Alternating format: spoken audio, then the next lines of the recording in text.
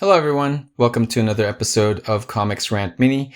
I'm your host, Arvin Bautista, and welcome to another show. In this episode, we're going to talk about Superman Hero for All. This is by Dan Jurgens and Bruno Redondo, and let me go back to this cover, because this is totally what attracted me to this book in the first place. I had no idea that this book has been out for a few months already. And it was part of the initiative to push James Gunn's movie of Superman. It is the Summer of Superman stuff. Part of that, I believe, because my suspicions, because there's giant promotional stuff for the Superman movie at the end of the book, which is fantastic regardless of what you feel of the movie. I was not that big of a fan of the movie. I know. I'm sorry. Please don't hate me. I'm glad that everybody else loves it because everybody should love Superman like I do. But this is awesome. I always like it when the comics push their other media. Like, even if it's like video games or whatever, it's just so cool. And I love that there's like these giant pages of this movie promotional stuff. You got a little blurb on there for new fans, and this is cool. Look at that. You got a little other comic book tie-in to push people who read this to buy these books. And also the new stuff that's coming out, at least at this time. And you got a little interview with Nicholas Hoult, who is Lex Luthor. Pretty cool. Anyway, so this was part of that initiative as a push, and it's a standalone, and it's drawn by Bruno Redondo, and the art is gorgeous. I love this cover. There's no logo treatment. There's no font, nothing except for the DC bullet. Oh, can't see it there. DC bullet. Look at how shiny this is. Ooh la la. It's $20, so it costs a pretty penny, but I decided to splurge because it just looks so good. And just in case you can't tell how big this book is, this is what the size of a regular comic book is, which is my comic book, the Bomb Squad little promotional thing there. Please buy my book.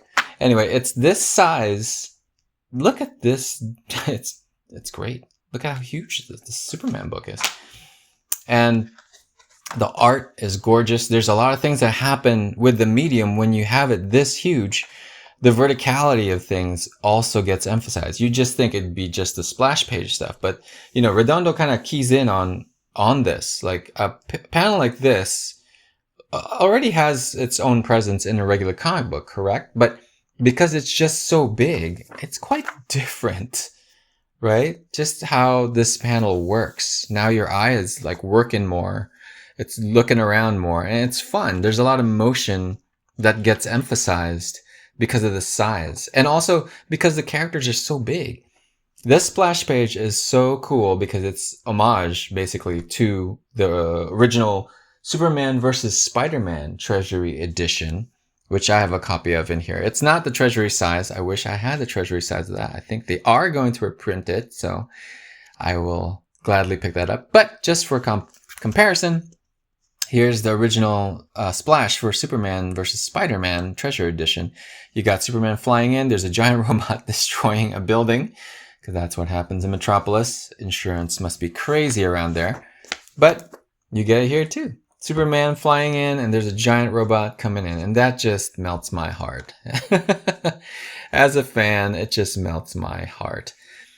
And the art looks so great this large with these very Redondo's art is kind of simplified but realistic, right? It's simplified but realistic, and it allows for these giant swaths of flat color to live within it, right? So it's not colored with a ton of gradients or anything like that, and it just kind of lets this color live on its own. It's just very fun. It stays very primary. So there's all this kind of verticality happening, and just because of the sheer scale of everything going on, a lot of things seem more epic. So this is a cool panel. I at first I didn't know what to make of it because of this kind of like rendering style that Redondo has at this scale. I'm a 90s image kid, so I'm just so used to everything being crosshatched like crazy. So Jim Lee and Todd McFarlane and Rob Liefeld. But I really love how chunky these inks are at this size. Again, here's that verticality again. It's just super fun. And has that like movie. I mean, the cover has the movie feeling, doesn't it? And it's great. And there's these flashback pages are in here. I will have some spoilers for you guys later, but for now, there's these flashbacks pages that are colored in this way, where there's a lot more attention to this zipatone technique, and it's fun. It looks great. It keys you in that okay, this is not our regular timeline, or and then we're back to our regular story. This is one of those Superman stories where everybody is thrown in, and I'm a giant Superman fan, but I always get disappointed when other superheroes come into the story. But let me just tell you right now, this story makes it work.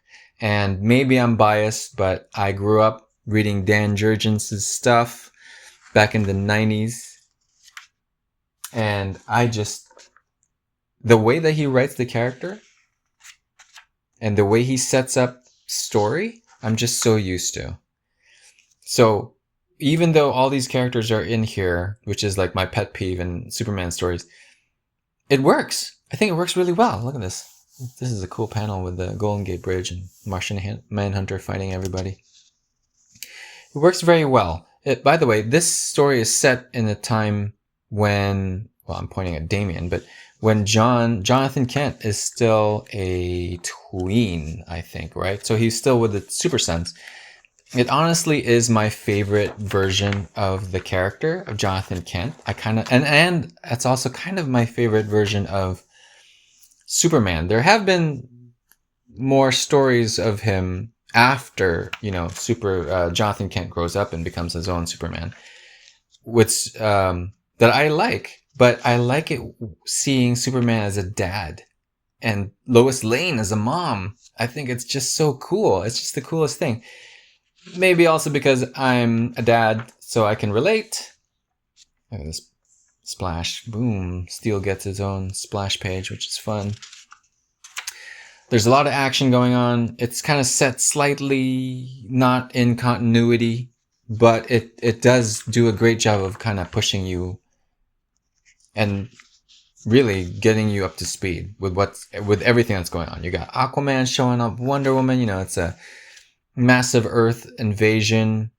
So the story's what you've read before. It's a giant invasion of the Earth, and only Superman can save the day.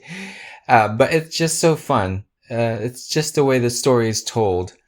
There's some characters that show up here, so here comes the spoilers. Some characters show up here that I love because it hits the nostalgia strings, and this is Lady Maxima right here. And I loved reading of her like way back in the John Byrne era, or the Triangle Superman era. They call it this because there were little triangles on the cover, so you could figure out which comic book to read next. I love that. And I love it. It works. It makes sense. And he still kind of like modernizes it because there's a reason for why she comes back, and even her motivations still connect to those 90s comics. But she does show up, I think, in the more modern Lois and Clark, or is it Clark and Lois? Limited series where Jonathan Kent and, Clark and Lois raise him in Smallville. Excellent series, by the way. If you guys haven't read that, please do. It's one of my favorite Superman stories. A lot of awesome action going on, as you can see. This character showing up, I thought, like, kind of threw me off because I just totally blanked out on who she was. But she is related to Maxima, and I was thinking that may be the one point of the story that newcomers to the Superman mythos might not know what's going on. It's not a big deal because it kind of gets smoothed out after that anyway. Cool little panel here. I love this color scheme of blue and green. And again, nostalgia vibes. This is Lady Sazu that's associated with Maxima as well. It was kind of cool to see her 3 eyeballs It's just, that's so comforting. And then we get pages from Dan Jurgens and Brett Breeding. And it's like, they are pulling out all the stops. They're bringing their A game. It's 8 pages of summing up Superman's history. And they do a really great job. Who else could sum up all this stuff, right? But then the guy who's been there since he got rebooted in the post-crisis. And, it'll get you there. Death of Superman, you got the Reign of Superman, so even Steel is explained, even the Eradicator, all that kind of stuff. Sorry, Eradicator. There you go. That's Hank Henshaw. And, like, Superman getting married, all that kind of stuff. When they were the Super Sons. Great stuff. And I like that Jurgens puts this kind of towards the end of the book. He just gets you in the action from the very beginning, so there's no need to kind of, like, throw this at you. He throws it at you at a good point, good break, and he ends this nostalgia trip with an awesome 2-page spread from Redondo. And the setup is great. This 2-page panel is actually so much fun to look at. I don't know what it is. It's just how big the colors are, how bold it is, maybe even like how this composition is working. Fantastic. Big fights in space, very cosmic, very Superman-y.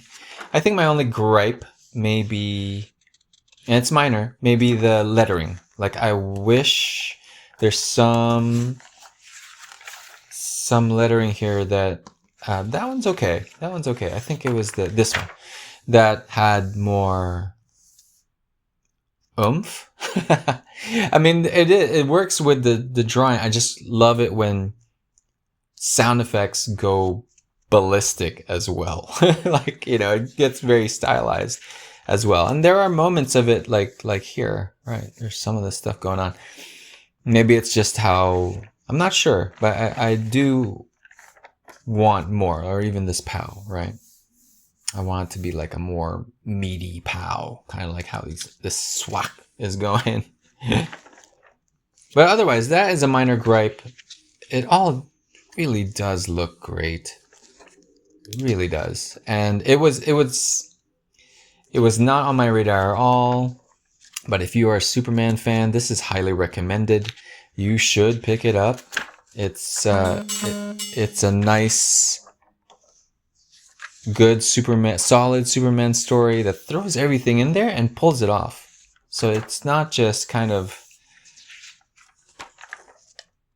tossing it all in there for tossing it all in their sake.